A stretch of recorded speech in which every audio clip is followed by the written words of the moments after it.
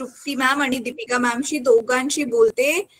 तृप्ती ma'am normal आपलं maths घेतात आणि दीपिका मॅम मॅट घेतात, तर मॅट घ्यायला मी त्यांना सांगेन. टीचर जर आता याचा पुढचा क्लास आहे केमिस्ट्रीचा, त्याला जर मॅडमांना सांगितलं आम्हाला मॅथ शिकवायचं, त्या शिकवतील का? हो हो, मी तेच सांगितलं आता की मी पण त्यांना मेसेज टाकते, ठीक आहे, की तुम्हाला मॅथ शिकवण्यासाठी. हा ठीक आहे, चला. Hello teacher. हा बेटा. टीचर दीपिका मॅम तर जिथे लिहिलेलं असतं ना NMMS केमिस्ट्री, तर तिथे टीचर काय बोलतात ते मॅथ घेता आणि ते नुसतं लिहिलं. बरं ठीक आहे बेटा, ठीक आहे, मी त्यांना सांगेल मग, डोंट वरी. ठीक आहे, मी सांगेल त्यांना. टीचर तृप्ती मॅमला पण सांग. बरं ठीक आहे, ठीक आहे, तृप्ती मॅमला पण मी सांगेल, डोंट वरी. ठीक आहे, चला. मोठी करा ना. हा, मी करते मोठी स्क्रीन. मुलांनो, द्रव्याचे संघटन. आता द्रव्याचे संघटन हा जो चॅप्टर आहे, हा एवढंच मोठं होतं रे, याच्यापेक्षा जास्त मोठं केलं होते कट होतंय. मॅम आम्हाला झूम करताय. हा, तुम्ही स्वतः पण तुमची स्क्रीन झूम करू शकता. ठीक आहे, आता बघा ह्या धड्यामध्ये काय होतं. ह्या धड्यामध्ये होतं की सगळ्यात आधी तर द्रव्य म्हणजे काय, बरोबर आहे. आपल्या सभोवतालच्या ज्या गोष्टी आपल्याला डोळ्याने दिसतात त्या सगळ्याच्या सगळ्या द्रव्याने बनलेल्या आहेत. आणि द्रव्याच्या ज्या आहेत ते द्रव्यामुळे काय पदार्थ काय असते, निसर्गात आढळणारी काही द्रव्ये शुद्ध स्वरूपात असतात. म्हणजेच त्यांच्यामध्ये एकच घटक असतो. एकच घटक असलेल्या द्रव्याला वैज्ञानिक भाषेमध्ये काय म्हणतात, पदार्थ म्हणतात. आणि द्रव्याच्या अवस्था तुम्ही बघितलेल्या कुठल्या, हे स्थायू, आणि वायू, ह्या 3 अवस्था तुम्ही बघितलेल्या होत्या. द्रव्यात आपल्याला 3 अवस्थेमध्ये दिसतो. ठीक आहे, आता नीट लक्ष द्या. हे द्रव्य आणि द्रव वेगळं आहे. द्रव्य म्हणजे ज्याच्या पासून कुठला पण घटक बनलेला आहे, कुठली पण वस्तू बनलेली आहे. आणि द्रव म्हणजे लिक्विड फॉर्म, विरळ अवस्था, लिक्विड फॉर्म मध्ये ते अवेलेबल आहे. ठीक आहे, परत पुढे काय होतं, पदार्थाचं बघितलं. आणि मूलद्रव्य काय असतं, ज्या पदार्थाच्या रेणूंमध्ये एकाच प्रकारचे अणू असतात. पदार्थामध्ये मूलद्रव्य पण असू शकतात, पदार्थामध्ये आणि हे पण रेणू पण असू शकतात. मूलद्रव्य म्हणजे काय, मूलद्रव्य म्हणजे आता जसं की सोनं आहे, सोनं मूलद्रव्य आहे. सगळे अणू एकच सोन्याच्या अणुकणाने बनलेले सगळे. सोनं मूलद्रव्य आहे, चांदी मूलद्रव्य आहे. असं टोटल नैसर्गिकरित्या आढळणारी मूलद्रव्य किती आहेत रे मुलांनो जगामध्ये? 92, 26, 118.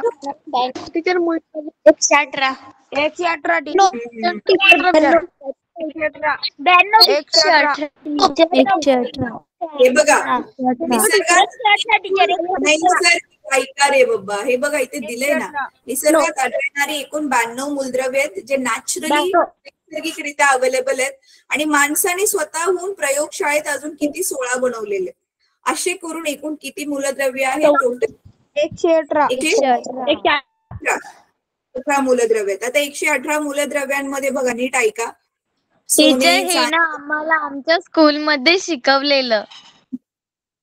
सोने, चांदी, लोखंड, पितळ, तांबे, ब्रोमीन, आयोडीन, कॉपर म्हणजे तांबे, असे टोटल जे आहेत 118. काल आपण जे बघितलेलं ना, युरेनियम, क्रिप्टॉन, बोरॉन, हे सगळे सुद्धा मूलद्रव्यच आहेत. ठीक आहे, आता कधी कधी काय होतं, कुठल्या तरी पदार्थामध्ये 2 किंवा 2 पेक्षा वेगळे अणू असतात. जसं की आता पाणी पण पदार्थ आहे. आणि पाण्यामध्ये काय आहे मुलांनो, कुठल्या प्रकारचे अणू आहेत? पाण्यामध्ये 2 प्रकारचे वेगवेगळे अणू आहेत. 2 प्रकारचे कुठले वेगवेगळे अणू आहेत? आपण पाण्याचं सूत्र लिहिताना काय लिहितो? हायड्रोजन, हायड्रोजन आहे आणि ऑक्सिजन आहे. हायड्रोजनचं बघा इथे H2 आहे, म्हणजे हायड्रोजनचे 2 अणू आहेत आणि ऑक्सिजनचे इथे काहीच नाहीये, म्हणजे इथे 1 असतं. आणि हायड्रोजनचा किती आहे, 1 अणू आहे. तर टोटल किती अणू आहेत पाण्याच्या एका रेणूमध्ये? पाण्याच्या एक रेणूमध्ये किती अणू आहेत? 3. 3 कोणते अणू आहेत? 2 हायड्रोजनचे आहेत आणि 1 ऑक्सिजन. ठीक आहे, ऑक्सिजन. कितपर्यंत कळलं? Yes ma'am. हा, यस टीचर. हो मॅम. आता संज्ञा. वेगळं करायला. बरं ऐका मुलांना, आता इथे मग काही मूलद्रव्यांची ज्यांनी काय केलेली आहे ती नावं दिलेली आहेत. आता मुलांना ही मोठी मोठी एवढं नावं घेणं खूप मुश्किल आहे. हायड्रोजन, ऑक्सिजन, म्हणून काय केलं आपण, ह्यांना संज्ञा दिली. संज्ञेला इंग्लिश मध्ये म्हणतात फुल फॉर्म. जसं आपल्या नावाचं सुरुवातीचं अक्षर असतं, ते नावाचं सुरुवातीचं इनिशियल असतं ना, तसं हायड्रोजन H पासून चालू होते म्हणून त्याची संज्ञा H आहे. नायट्रोजनची N आहे, ऑक्सिजनची O आहे, कार्बनची C आहे. बरोबर आहे. पण आता काही मुलं सेम लेटरने चालू होतात, जसं हायड्रोजन जसं हायड्रोजन आणि हिलियम दोन्ही H वरून चालू. हा, मग दोघांना H कसं देणार, म्हणून हायड्रोजनला H दिलं आणि हिलियमला HE. हिलियम HE पासून चालू होतं म्हणून हिलियमला HE दिलं. सेम कार्बन आणि क्लोरीन, कार्बन पण C ने चालू होते, क्लोरीन पण C ने चालू होते, म्हणून क्लोरीनची संज्ञा आपण कार्बन साठी C ठेवलं आणि क्लोरीन साठी काय केलं, Cl घेतलं. नेहमी लक्षात ठेवा, मूलद्रव्यांची संज्ञा लिहिताना या संज्ञा काय आहे का, या संज्ञा आहेत. हो, ह्या संज्ञा आहेत. येस, ह्या संज्ञा आहेत. ठीक आहे. टंगस्टन, आता टंगस्टन बघा T वरनं चालू होते, पण त्याची संज्ञा W आहे. आता W का आहे, W का आहे, कारण ह्या मूलद्रव्याचा शोध हे वोल्फ्राम शास्त्रज्ञाने लावला, म्हणून त्या शास्त्रज्ञाच्या नावाच्या सुरुवातीचं लेटर आपण टंगस्टनला दिलेलं आहे W. ठीक आहे. तर काही आता जसं सोन्याला लॅटिन मध्ये ऑरम म्हणतात. ऑरम, सोन्याला लॅटिन भाषेत ऑरम म्हणतात, म्हणून सोन्याची संज्ञा आहे Au. अदरवाईज सोन्याला इंग्लिश मध्ये आपण गोल्ड म्हणतो. तर सोन्याची संज्ञा GO किंवा G नुसती नाहीये, तर ती Au आहे. ठीक आहे. आता ह्या संज्ञा तुम्हाला मुलांना पाठ करणं खूप गरजेचं आहे. कमीत कमी 20 पर्यंत, ऐका, कमीत कमी 20 पर्यंत संज्ञा घ्यायला पाहिजे. चांगली गोष्ट आहे, व्हेरी गुड. अच्छा, मी हात सगळ्यांचे खाली करते. किती जणांना 20 पर्यंत संज्ञा येतात? ज्यांना 20 पर्यंत संज्ञा येतात.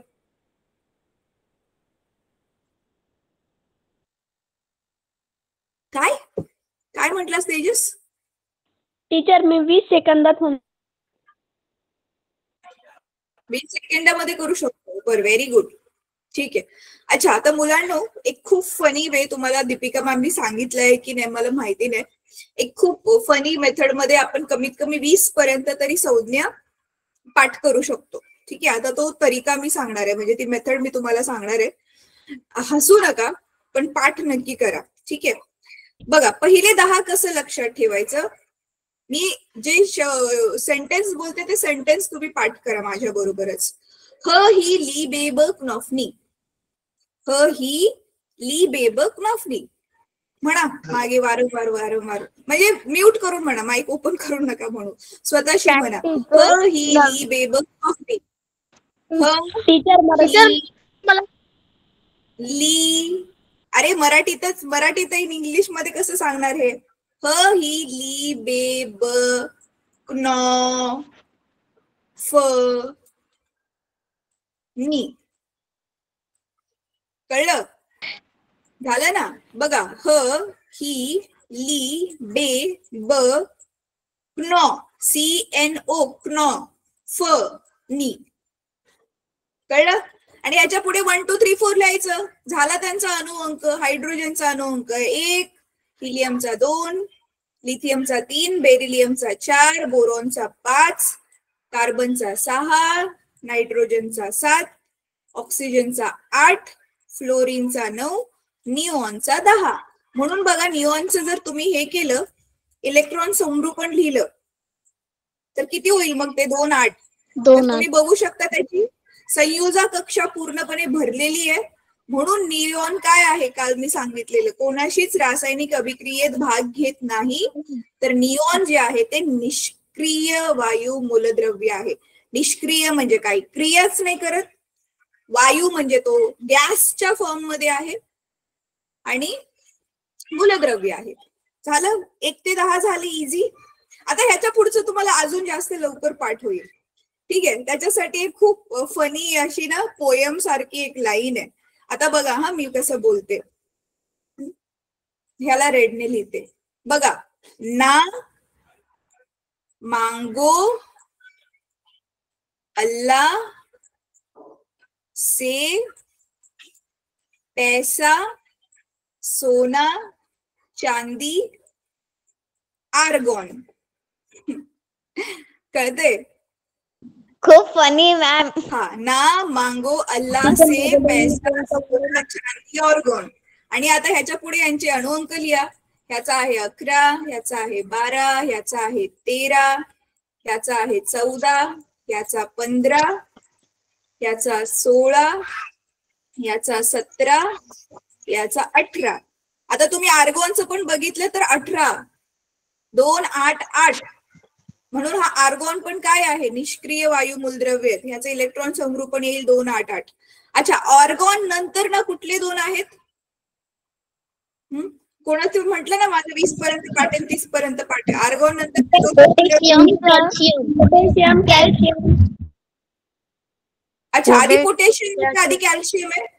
Potassium calcium sodium. हा, पोटॅशियम आहे के, कॅल्शियम आहे सी आहे. बरोबर आहे. 19 आणि 20. झालं मग 20 पर्यंत झालं की नाही? परत एकदा आठवण. तुम्ही हवं तर ह्याचा स्क्रीनशॉट घ्या. बघा परत मी बोलते. ह ही ली बे ब नॉफ नी. ना मांगो अल्लाह से पैसा सोना चांदी आर्गॉन पोटॅशियम कॅल्शियम. ठीक है? क्या मैम फिर से बता. ए आता रेकॉर्डिंग बघा, मी 3 वेळा सांगितलंय ऑलरेडी. त्याला फनी वाटतंय. त्याची तुम्ही अगदी छान पद्धतीने फनी कविता बनवून टाकली. मॅम ते पाठ करायला खूप सोपं आहे. हे आमच्या सरांनी आपल्याला शिकवलेलं. टीचर ते कवितामुळे खूप सोपं जातंय ते पाठ करायला. आणि पहिलं वाला पण इझी आहे. ह ही ली बेबक नॉफनी. ह ही ली बेबक नॉफनी. असं लक्षात ठेवायचं. टीचर पण सोपं पण आहे आणि फनी पण आहे. हो, ठीक आहे. तर चला आता आपण पुढचं बघूयात.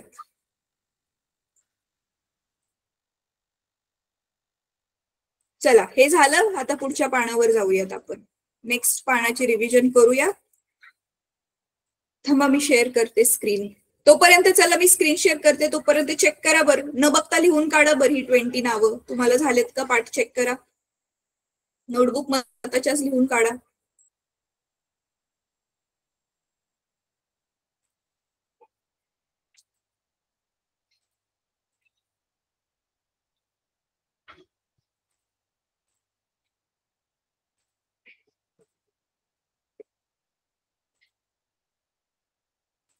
बरं मुलांना, आता हे पुढचं तर खूप इझी वालं आहे.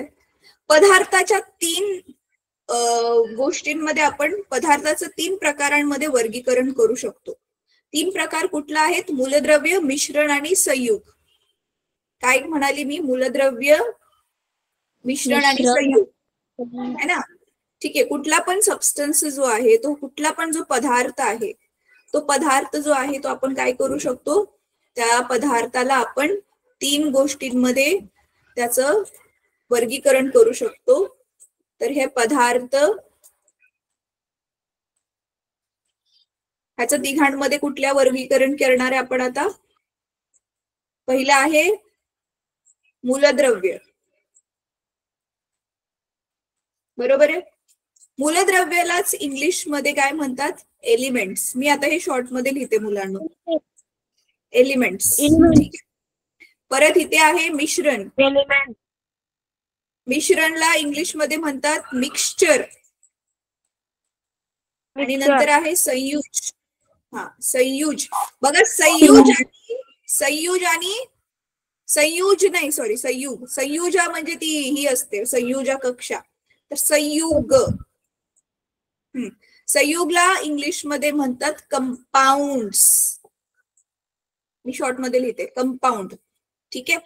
तर आता ह्या 3 अवस्था काय आहेत पटकन तुम्हाला आठवण करून देते. मूलद्रव्य म्हणजे काय, एकदम प्युअर फॉर्म, एकदम पवित्र फॉर्म. पवित्र म्हणजे त्याच्यामध्ये काय, एकाच प्रकारचे सगळे अणू असतात.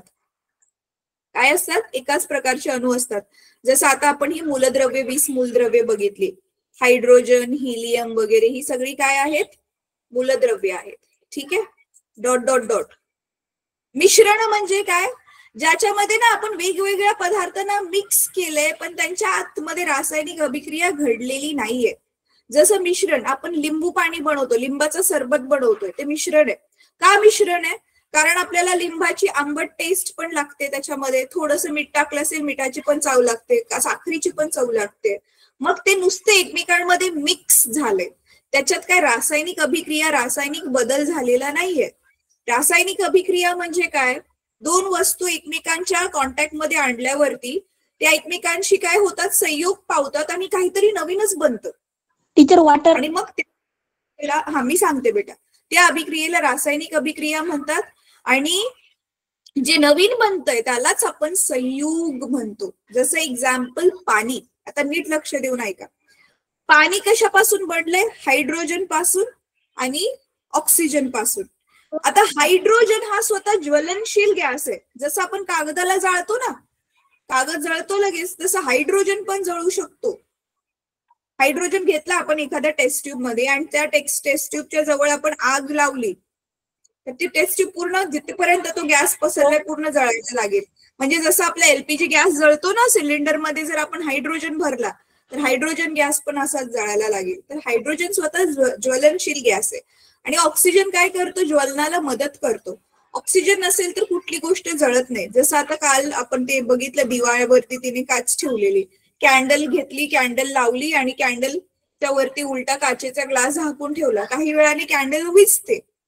का, कारण काचेच्या आतमधला ऑक्सिजन जेवढा जळण्यासाठी जरुरी होता तेवढा तो मिळाला तिला, आणि नंतर ना ऑक्सिजन संपला की कॅन्डलची फ्लेम विझली. ठीक आहे. तर आता बघा, दोन्ही बेटा थांब जरा, मला कंप्लीट करू दे. आता ह्या दोन्ही गॅसेसचा संबंध कशाशी आहे, जळण्याशी आहे. पण पाण्याचा संबंध जळण्याशी कसा आहे,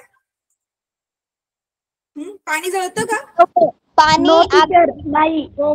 ह्याच्या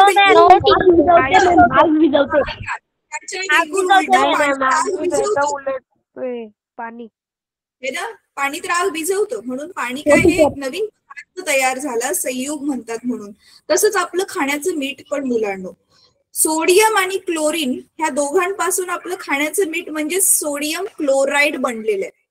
काय बनलेले, सोडियम क्लोराईड. आपण असं लिहितो त्याला. हे मिठाचं हे रासायनिक सूत्र आहे. हे जसं पाण्याचं H2O आहे ना, तसं हे मिठाचं सूत्र आहे NaCl.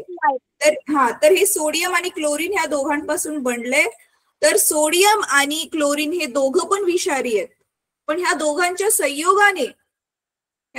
संयोगाने जो घटक बनतोय, मीठ बनतंय, ते मीठ तर आपण खातोय, ते तर विषारी नाहीये. म्हणजे काय, की नवीन काहीतरी पदार्थ बनला. तर आता कळलं असेल तुम्हाला, मला वाटतंय. तर मिश्रण म्हणजे ज्याच्यात नुसतं मिक्स होतंय, नवीन काय बनत नाहीये. आणि संयुग म्हणजे काय, ज्याच्यामध्ये वेगळा काहीतरी घटक बनतोय आणि त्याच्या आतमध्ये काय आहेत, 2 किंवा 2 पेक्षा जास्त वेगवेगळे अणू असतात. 2 किंवा 2 पेक्षा जास्त अणूंच्या संयोगानेच संयोग होतोय, म्हणून त्याचं नाव आहे संयुग. पण संयोग कुठल्या पद्धतीने होतोय, रासायनिक पद्धतीने संयोग होतोय, केमिकल रिॲक्शन होते. म्हणून बघा, संयुगामध्ये काय दिलंय, पाणी आणि मीठ NaCl हे दिलेलं आहे. ठीक आहे. आपण काय करू शकतो, मिश्रणातील पदार्थ ना आपण वेगवेगळे करू शकतो आपल्या नॉर्मल मेथडने. आता जसं की फॉर एक्झाम्पल, तुमच्या गव्हामध्ये ना खूप सारे दगड वगैरे पडले, ते दगड आपण वेचून बाहेर काढू शकतो.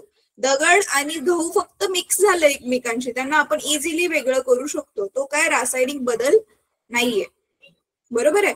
पण आता त्याच गव्हाचं तुम्ही पीठ बनवलं आणि पीठ बनवून त्या पिठापासून समजा तुम्ही केक बनवला मुलांना, गव्हाच्या पिठाचा पण केक बनवू शकतो, तर त्याचा तुम्ही केक बनवला किंवा समजा ब्रेड बनवला, तर महागार तो जो नवीन पदार्थ बनला त्याच्यात रासायनिक अभिक्रिया झाली आणि त्या रासायनिक अभिक्रियेमुळेच त्या ब्रेडला छोटे छोटे होल असतात. ठीक आहे, त्याच्यातून गॅस बाहेर पडतो. तर चला, हो टीचर. आय होप आता कळले तुम्हाला संयुग आणि मिश्रणामधला फरक. हो मॅम. Yes ma'am. ठीक आहे टीचर. बाकी हा तक्ता महत्वाचा आहे. स्थायू काय असतात? स्थायू खूप कडक असतात. कडक असतात, त्यांना ठराविक आकारमान असतं. आकारमान म्हणजेच त्याला म्हणतात व्हॉल्यूम.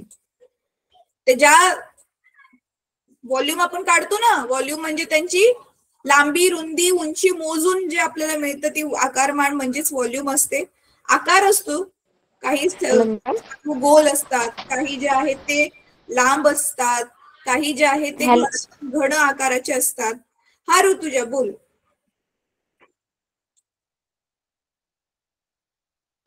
ठीक आहे, आता पुढे संपीडता. संपीडता म्हणजे काल आपण हे डिस्कस केलेलं ना, म्हणजे आपण त्यांना दाबू नाही शकत, कॉम्प्रेस नाही करू शकत, कारण त्यांच्यातलं दोन अणूंमधलं अंतर ऑलरेडीच खूप कमी असतं. त्याला अजून दाबून त्याला कमी जागेत फिट नाही करू शकत आपण. आणि परत काय आहे? अंतररेणवीय बल. अंतररेणवीय बल म्हणजे काय? दोन रेणूंमधलं जे बल आहे ते खूप जास्त स्ट्रॉंग असतं. खूप बल जास्त स्ट्रॉंग आहे म्हणून तर त्यांनी एकमेकांना पकडून ठेवले, चिटकवून ठेवले. हा बेटा बोल बोल, काय म्हणायचंय? कोण बोलतंय? Hello teacher. टीचर संयुग एकदा सांगा ना. हा, ते संपीडता म्हणजे कॉम्प्रेस किती होतंय ते. कॉम्प्रेस होणं म्हणजे त्याला दाबणं. जसं बघा, स्पंज माहितीये तुम्हाला?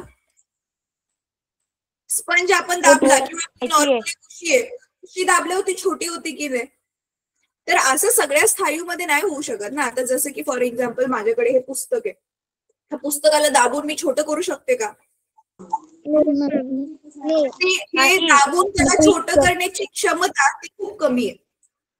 ठीक आहे, तर ती द्रवांमध्ये थोडी जास्त असते, ह्यांच्यामध्ये नगण्य नसल्यातच जमा आहे. ह्याच्यामध्ये जरा कमी असते आणि सगळ्यात जास्त असते वायूंमध्ये. आपण काल नाही एक्झाम्पल बघितलं.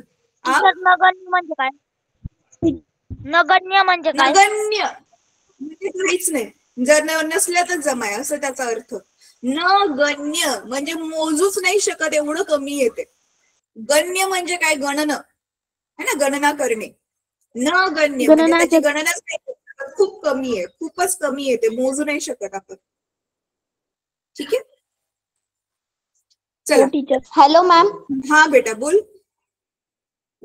मॅम, जेव्हा आपण काही म्हणजे मूर्ती बनवायची असली तर मातीमध्ये पाणी टाकतो व तेव्हा ती सॉलिड सारखीच होती, मग तिला दाबल्यावरती का बरं म्हणजे असं त्याला वेगळा शेप पण येऊ शकतोय ना दाबल्यावर, कॉम्प्रेस केल्यावर, मग ते तर सॉलिड आहे ना?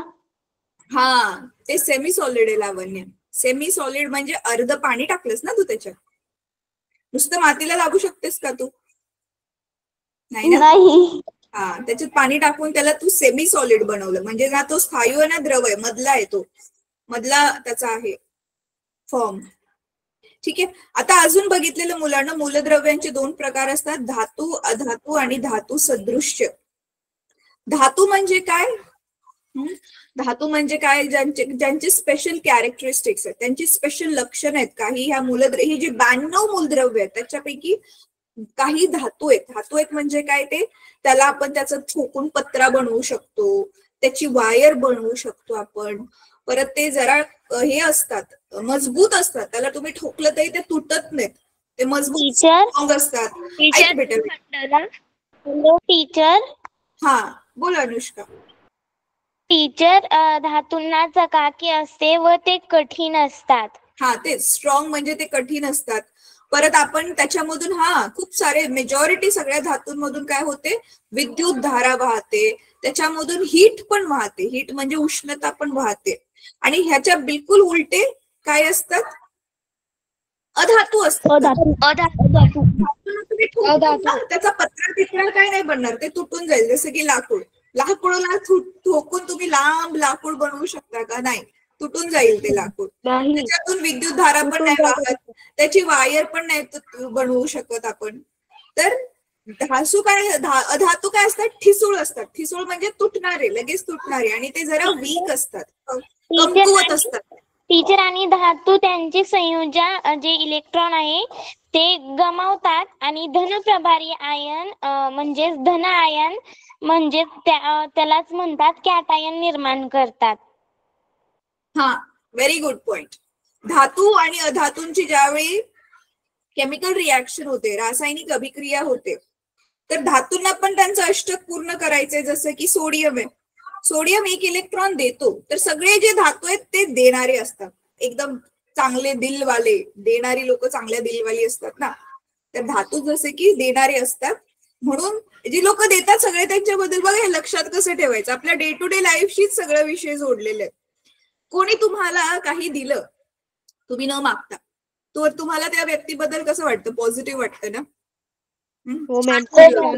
हा, मग आपल्याला पॉझिटिव्ह वाटतं, तो व्यक्ती पॉझिटिव्ह असं फील होतं. म्हणूनच इथे धातू म्हणजे देणारे, म्हणजे ते डोनर्स, म्हणून ते पॉझिटिव्ह बनतात. मग ठीक आहे. आणि घेणारे म्हणजे जे नेहमी मागत राहतात, त्यांच्याबद्दल आपल्याला काय वाटतं? वाईट, निगेटिव्ह वाटतं. मग घेणारे म्हणजे निगेटिव्ह बनतात. ठीक आहे.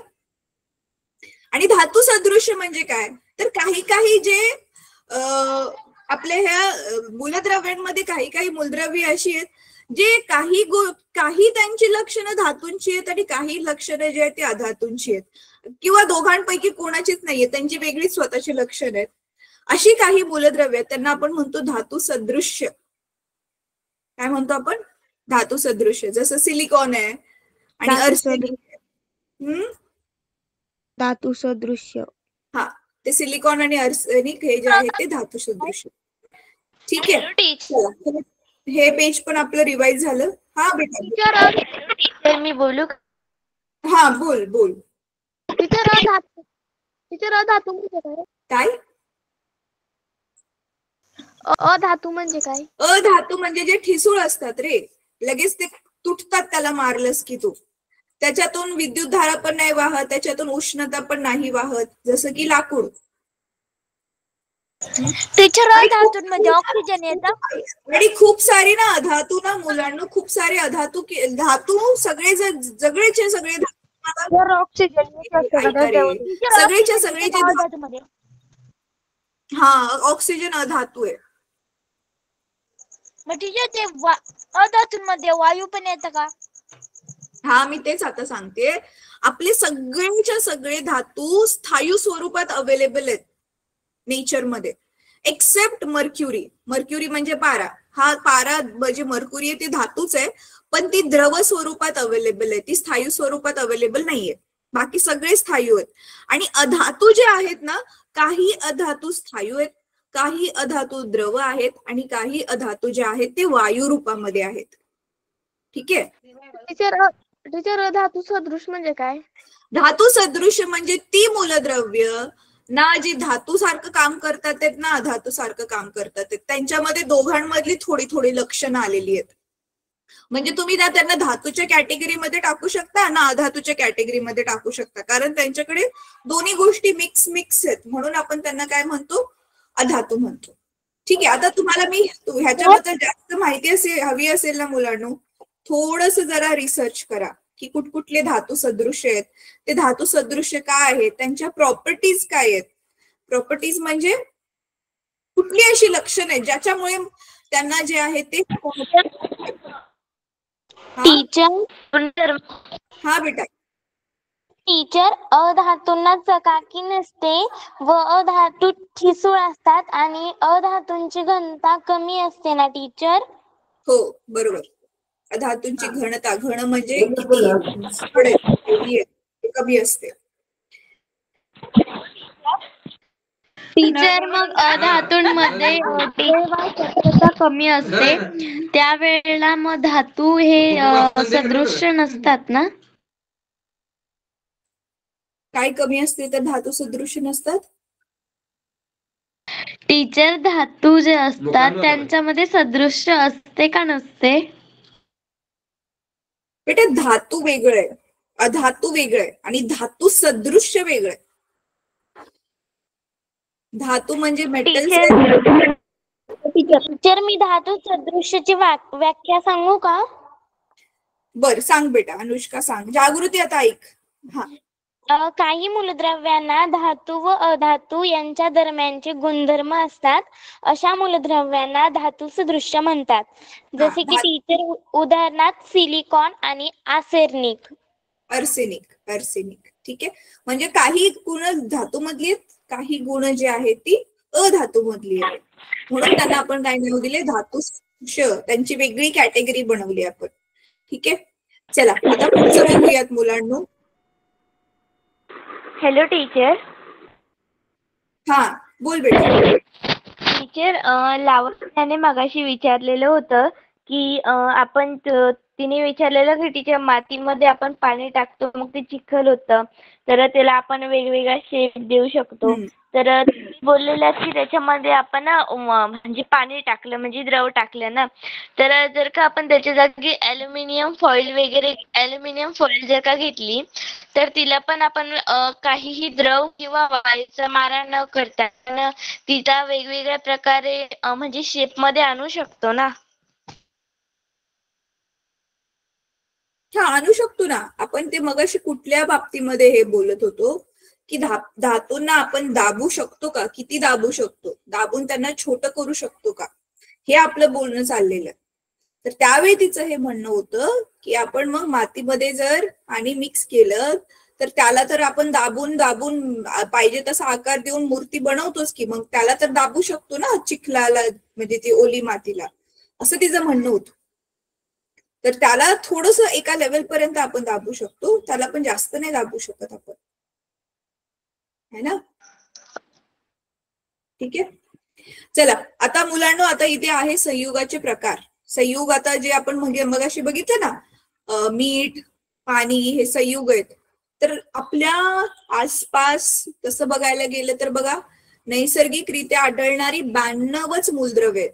पण ह्या मूलद्रव्यांच्या आपसामध्ये रासायनिक अभिक्रिया होऊन होऊन होऊन आपल्या आसपास लाखो संयुग आहेत. आणि म्हणून ती लाखो संयुगांचा अभ्यास करणं सोपं व्हावं आपल्यासाठी, म्हणून आपण त्यांचं वर्गीकरण केलं. आता कसं वर्गीकरण केलं तर पहिली आहेत सेंद्रिय म्हणजेच कार्बनी संयुगे. आता सेंद्रिय खत ऐकलं असेल तुम्ही. NPK. यस मॅम, ऐकलेलं. तर बघा,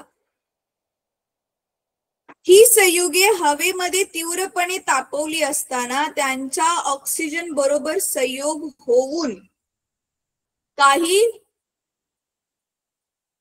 पदार्थ तयार होतात आणि ज्वलन पूर्ण न झाल्यास खाली अवशेष रूपाने काळ्या रंगाचा कार्बन राहतो. अशा संयुगांना कार्बनी संयुगे म्हणजेच काय म्हणतात? सेंद्रिय संयुगे म्हणतात. उदाहरणार्थ बघा, पेट्रोल, स्वयंपाकाचा गॅस म्हणजेच LPG, कापूर, साखर, ग्लुकोज. आता जी मुलं वेकेशन मध्ये होती आपल्याकडे, मे महिन्यामध्ये पण क्लासमध्ये होती, तुम्हाला आठवतंय दीपिका मॅमनी एक छोटा प्रयोग दिलेला. चमच्यामध्ये नुसती थोडीशी साखर घ्यायची आणि जाळायची ती गॅसवरती, मग खाली जो काळा काळा पदार्थ राहतो. तर सिंपल भाषेमध्ये सांगितलं तर ह्याच्यामध्ये कार्बन असतो आणि मग तो कार्बन आपण ज्यावेळी हवेमध्ये अशा पदार्थामध्ये ज्याच्यात कार्बन आहे अशाला हवेमध्ये जाळलं की मग काय होतं, खाली कार्बन शिल्लक राहतो. हवेमधल्या ऑक्सिजन बरोबर त्याची रासायनिक अभिक्रिया होते आणि खाली काळ्या रंगाचा कार्बन शिल्लक राहतो. जसं की आपलं लाकूडाला जाळल्यावर कोळसा राहतो की नाही मागे, तर ह्यांना म्हणतात सेंद्रिय संयुगे. ठीक आहे, आणि सेंद्रिय संयुगे म्हणजे काय, ही निसर्गामध्ये लवकर त्यांचं विघटन पण होऊ शकतं. ठीक आहे, नैसर्गिकरित्या. परत आहेत असेंद्रिय संयुगे. असेंद्रिय म्हणजेच अकार्बनी म्हणजे ह्याच्यावरूनच कळते मुलांनो, ज्याच्यामध्ये कार्बन नसतो. बघा, ज्या संयुगांना तीव्र उष्णता दिल्यावर त्यांचे अपघटन होऊन मागे अवशेष उरतो, इथे ज्वलन पूर्ण न झाल्यास अवशेष उरतो मुलांनो. आणि ज्वलन पूर्ण न झाल्यामुळे जो अवशेष उरतोय तो काळ्या रंगाचा आहे. आणि इथे पण अवशेष उरतोय, पण इथे ज्वलन जरी पूर्ण झालं असलं तरी पण अवशेष उरतोय, जसं की मीठ, सोडा, गंज, मोरचूत आणि चुनखडी. ह्या सगळ्यांमध्ये कार्बन नाहीये. तुम्हाला माहितीये मीठ म्हणजेच NaCl आहे, बरोबर आहे. सोड्यामध्ये जे आहे ते सोडियम, हायड्रोजन असे सगळे पदार्थ असतात. ठीक आहे. परत मोरचूत, गंज हे तुम्हाला नंतर पुढे जाऊन हायर क्लासेसमध्ये जास्त डिटेलमध्ये. सध्या फक्त ही नावं लक्षात घ्या. सेंद्रिय म्हणजे कार्बनी संयुगे, असेंद्रिय म्हणजे अकार्बनी संयुगे. ठीक आहे. परत जटिल संयुगे. आता जटिल संयुगे म्हणजे काय? ह्या रेणूंमध्ये अनेक अणूंनी तयार झालेली जटिल रचना असते, म्हणजे समजायला खूप डिफिकल्ट आहे. आता जसं पाण्याची रचना बघा एकदम सोपी आहे. पाण्याची रचना माहिती कशी आहे? असं इथे ऑक्सिजन असतो, इथे एक हायड्रोजन अटॅच असतो, इथे एक हायड्रोजन अटॅच असतो, ही झाली पाण्याची रचना. आणि ह्याच्यावरून आपण लिहितो H2O. तर समजायला एकदम सोपी. पण ही जे जटिल असतात माहितीये, त्याच्यामध्ये असं इथे कुठला तरी एक अणू, परत इकडे कुठला, परत त्याच्याशी जोडलेले अजून वेगवेगळे अणू. तर असं खूप लॉंग असं चैनी सारखं एक स्ट्रक्चर असतं, म्हणजे संपतच नाहीये, होतच चाललंय. म्हणून त्यांना जे आहे ती जटिल संयुगे म्हणतात. ठीक आहे. तर अनेक अणूंनी तयार झालेली असते ही संरचना. आणि ह्याचं उदाहरण इथे दिलेलं आहे. ह्याच्यामध्ये धातूंच्या अणूंचा सुद्धा समावेश असतो. ठीक आहे. धातू अधातू मिक्स होऊन पण ही जटिल संरचना तयार होऊ शकते. जसं की क्लोरोफिल आहे. क्लोरोफिल ऐकले तुम्ही मुलांनो? No ma'am. क्लोरोफिल द्रव्य ऐकलेलं आहे मॅम. वनस्पती ज्याचा वापर करून वनस्पतीचं जेवण बनवतात. ठीक आहे. हिमोग्लोबिन ऐकले? यस. हो ठीक. कुठे असतं? हो टीचर, आम्ही ऐकले होते. हिमोग्लोबिन कुठे असतं? टीचर त्याचा वनस्पती जेवण तयार करण्याचं काम करतात वाटतं ना? नाही रे, हिमोग्लोबिन आपल्या रक्तामध्ये असतं. हिमोग्लोबिनमुळे आपलं रक्त लाल दिसतं. आणि हिमोग्लोबिनचं काय काम आहे? हिमोग्लोबिन जे आहे, आपण जो ऑक्सिजन आतमध्ये घेतोय तो ऑक्सिजन प्रत्येक पेशीपर्यंत पोहोचवण्याचं काम कोण करतं? हिमोग्लोबिन करतं. ठीक आहे. म्हणून बघा, बॉडी मधलं हिमोग्लोबिन कमी झालं की लोकांना चक्कर यायला लागते, थकवा फील होतो. बायकांमध्ये मोस्टली हिमोग्लोबिन कमी असतं, तर हिमोग्लोबिन वाढवण्यासाठी त्यांना गोळ्या दिल्या जातात. ठीक आहे. तर आपल्या बॉडीमध्ये हिमोग्लोबिन असतं. ठीक आहे. आता प्रावस्था म्हणजे काय? एकसारखे संघटन असलेल्या द्रव्याच्या भागाला प्रावस्था म्हणतात. आता हे तुम्हाला एवढं महत्वाचं नाहीये, ह्याला सोडूया सध्या. आता मिश्रणांचे प्रकार. आता मिश्रणांचे प्रकार खूप सोपं आहे. समांगी मिश्रण आणि विषमांगी मिश्रण म्हणजे काय? दोन गोष्टी एकामध्ये ज्यावेळी खूप चांगल्या प्रकारे मिक्स होतात ना, त्याला समांगी म्हणतात. जसं की आता पाणी घेतलं आणि पाण्यामध्ये मीठ टाकलं, मीठ पूर्णपणे विरघळून जातं. एवढं विरघळून जातं की आपल्याला समजतच नाही पाण्यामध्ये आधी मीठ टाकलेलं होतं. तर असं जे द्रावण असतं, असं जे मिश्रण असतं, आपण ह्याला काय म्हणतो? समांगी. समांगीला इंग्लिशमध्ये होमोजिनियस मिक्सचर असं म्हणतात. अजून कुठलं? साखर पण घेऊ शकता. पाण्यामध्ये साखर टाकली, परत आपण पाण्यामध्ये डिटर्जंटला व्यवस्थित जर मिक्स केलं तर ते डिटर्जंट पण बघा गायब होते. तर अशी पाण्यामध्ये लिंबूचा रस पिळला, ते पण समांगी होईल. राईट. आणि असमांगी म्हणजे काय? पाण्यामध्ये माती मिसळली तुम्ही, ती माती स्पष्ट दिसते की नाही, त्याच्यामध्ये नीट मिसळली गेलीच नाहीये, तर त्याला म्हणणार असमांगी. ठीक आहे. असमांगी मिश्रण, हा बघा, हे प्रावस्थांमध्ये विभागलेले असतात. प्रावस्था म्हणजे लेअर म्हणू शकता तुम्ही, किंवा वेगवेगळे सेपरेटली आपल्याला ते दिसतात. आणि समांगीमध्ये काय आहे? एकच प्रावस्था बनते. कळतंय तुम्हाला? एकच समान प्रावस्था म्हणजे समान दिसते ते सोल्युशन आपल्याला. ठीक आहे. आता द्रावक काय असतं? द्रावण म्हणजे काय माहितीये का मुलांना? सोल्युशन. जसं हे मिठाचं सोल्युशन आहे, मिठाचं पाण्याबरोबर जे आहे ते द्रावण आहे. तर त्याच्यामध्ये द्रावक काय असेल? पाणी असेल. ज्याचं प्रमाण जास्त आहे त्याला म्हणतात द्रावक, म्हणजे द्रावक पाणी आहे. द्राव्य ज्याला आपण विरघळवलंय, म्हणजे मीठ इथे द्राव्य असेल. विरघळणे म्हणजे ते पूर्णपणे गायबच होऊन जातं. विरघळणं काय असतं तुम्हाला माहितीच आहे ऑलरेडी. ठीक आहे. आता हे द्रावण म्हणजे कळलं काय? सोल्युशन. तर पाण्याचं मिठाबरोबर सोल्युशन, पाण्याचं साखरेबरोबर सोल्युशन, लिंबाच्या ज्यूसचं पाण्याबरोबर सोल्युशन, आपल्या घरी जे विनेगर असतं त्याचं सोल्युशन, ही सगळी काय आहेत? द्रावणं आहेत. या द्रावणांमध्ये द्राव्य काय आहे, द्रावक काय आहे तुम्हाला ऑलरेडी समजले. जे जास्त प्रमाणात आहे ते द्रावक आहे आणि जे कमी प्रमाणात आहे ते द्राव्य आहे. ठीक आहे. आता द्रावकाचे पण प्रकार आहेत. द्रवामध्ये स्थायू. टीचर हा बेटा. टीचर, दूध हे द्रव्याच्या विषमांगी मिश्रण या प्रकारचे उदाहरण आहे ना टीचर? कारण की दुधामधील घटक 2 किंवा अधिक प्रावस्थांमध्ये विभागलेले असतात, म्हणून ते विषमांगी मिश्रणाचे उदाहरण आहे. बरोबर, एकदम. आणि दुधाला गरम केल्यावर बघा, दुधावरती ते एकतर ते घी पण दिसतं आपल्याला साईडला. घी म्हणजे तूप आलेलं दिसतं. त्याच्यानंतर साईचा पण एक लेयर दिसतो आणि मग खाली दूध दिसतं. तर अशा 3 प्रावस्था तर इथेच झाल्या. एक तुपाची प्रावस्था, एक साईची प्रावस्था आणि एक खाली ह्याची प्रावस्था, दुधाची प्रावस्था. ठीक आहे. आता द्रावणाचे प्रकार. द्रवामध्ये तुम्ही स्थायू टाकले, उदाहरणार्थ बघा साखरेचा पाक आणि पाण्यात विरघळलेले मीठ. ह्या द्रवामध्ये आपण स्थायूला विरघळवलं.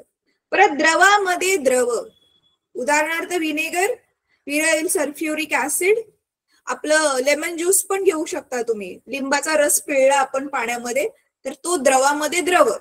वायूमध्ये वायू म्हणजेच हवा. वायूमध्ये वायू मिसळलेले आहेत ते हवा आहे. स्थायूमध्ये स्थायू मुलांना माहितीये तुम्हाला? 2 किंवा काही धातू आणि कदाचित एखादा धातू घेऊन त्याला वितळवतात. त्याचा ज्यूस जो आहे तो मिक्स करतात वितळलेला आणि मग परत त्याला थंड करतात आणि त्याच्यापासून मग एक नवीन जे बनतं त्याला आपण काय म्हणतो? अलॉय म्हणतो त्याला इंग्लिशमध्ये. मराठीमध्ये त्याला संमिश्र म्हणतात. संमिश्र म्हणजे दोघं मिश्रण वेगवेगळी होती त्याला मिळून काहीतरी एक नवीन बनवले. तर ते पितळ, पोलाद, स्टेनलेस स्टील हे काय प्युअर मूलद्रव्य नव्हतं. ऑलरेडी निसर्गाने बनवलेलं नव्हतं, ते माणसाने बनवले. ठीक आहे. त्याच्यामध्ये लोखंड आणि अजून बाकीचे काही मूलद्रव्य ऍड करून बनवले. परत द्रवामध्ये वायू, क्लोरीन युक्त पाणी, हायड्रोक्लोरिक आम्ल. द्रवामध्ये वायू आपलं बेस्ट एक्झाम्पल आहे कोल्ड्रिंक्सचं. तुम्ही कोल्ड्रिंक पिताना बघा जिभेला चुरचुरतं, किंवा मग तुम्ही ते बॉटल हलवून सोडली की कोल्ड्रिंक पूर्ण फुस करून बाहेर येते, है ना? कारण त्याच्यामध्ये जो वायू आधी विरघळलेला असतो, आपण हलवल्यामुळे तो वायू वर आला आणि वायू वर येता येता मग वायू बरोबर काही पाणी पण बाहेर यायला लागलं. ठीक आहे. तर ते द्रवामध्ये वायूचं एक्झाम्पल आहे. परत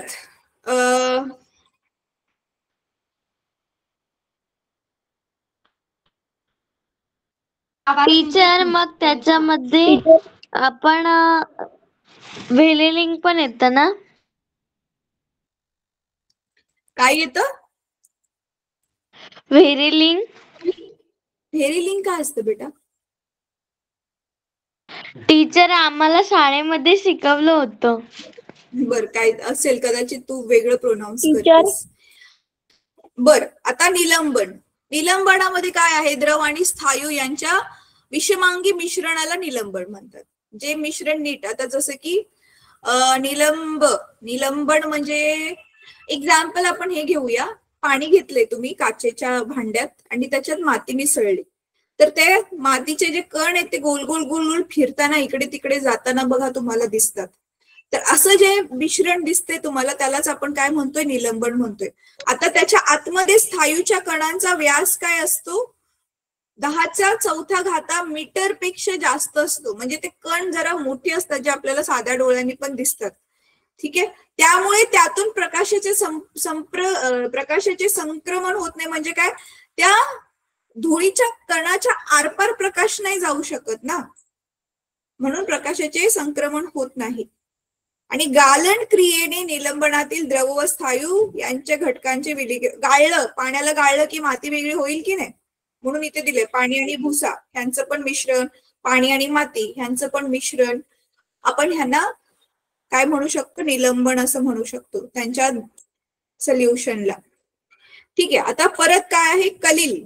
ज्या विषमांगी मिश्रणात कण आणि द्रावण एक समान मिसळलेले असतात आणि त्यांच्या कणांचा व्यास आहे 10⁻5 म्हणजे अजून छोटे झाले बरं का ते, अशा विषमांगी मिश्रणाला कलिल असे म्हणतात. उदाहरणार्थ धूर, धुके, ढग, रक्त, म्हणजे ही पण विषमांगीच मिश्रण आहेत. पण तुम्ही नॉर्मल काढल्यावरती त्याच्यातले पदार्थ सेपरेट होऊ शकत नाहीत, कारण त्याच्यातले जे कण आहेत ते अजून खूप छोटे छोटे छोट्या ह्याचे असतात, साईजचे असतात. कळते?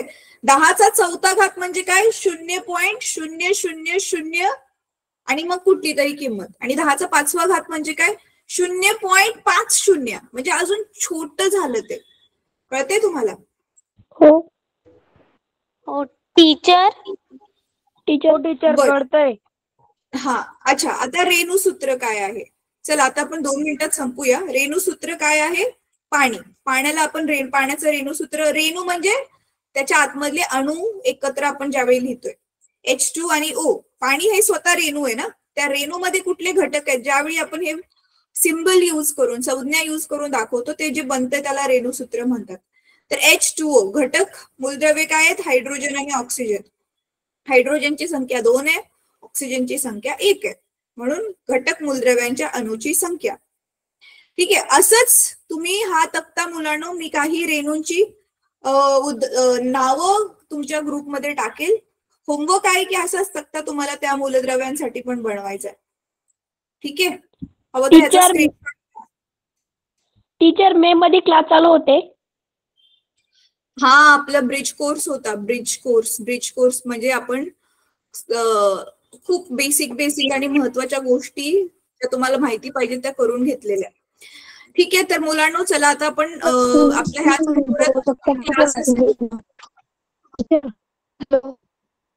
रुद्र बोल रुद्र. टीचर मला स्क्रीन दिसत नाही, तिथं फक्त ग्रुपवर टाकून देशाल का? शिवम तुझ्याकडे आहे ना रे बाबा हा फोटो, प्लीज टाकशील का आपल्या NMMS च्या ग्रुपमध्ये? टाका टीचर.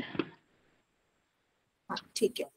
सो मुलांनो, आता होमवर्क काय आहे, ह्याच धड्यावरचे आधारित जे सगळे MCQs आहेत ते स्वतःहून सोडवा न बघता. उद्या आपण डिस्कस करू. उद्या म्हणजे ह्या आठवड्यात जेव्हा आपला क्लास आहे, आणि ट्राय करू की आपण सगळेच MCQ सोडवून टाकू आणि ह्या आठवड्यात कंप्लीट करू. हा शिवम. टीचर मी ना नाशिकला आलेलो होतो, तर मी गाडी ते घरी गेल्यावर टाकलं चालेल का? हो बराबर. टीचर मी बरं आदिती टाकेल. हा आदिती टाकेल. टीचर मी टाकू का? कोणी 1-2 जणांनी टाका, चालेल. चला हो, टीचर. मुलांनो, अरे 5 मिनिटं तरी ब्रेक घ्या, तुमचा पुढचा क्लास आहे. ठीक आहे. चला आता आपण ना मीटिंग एंड करूयात. Bye ma'am, meeting good and night. करूयात आपण. Okay madam. Okay madam. Hariom, हा तुझा आवाज आहे का रे?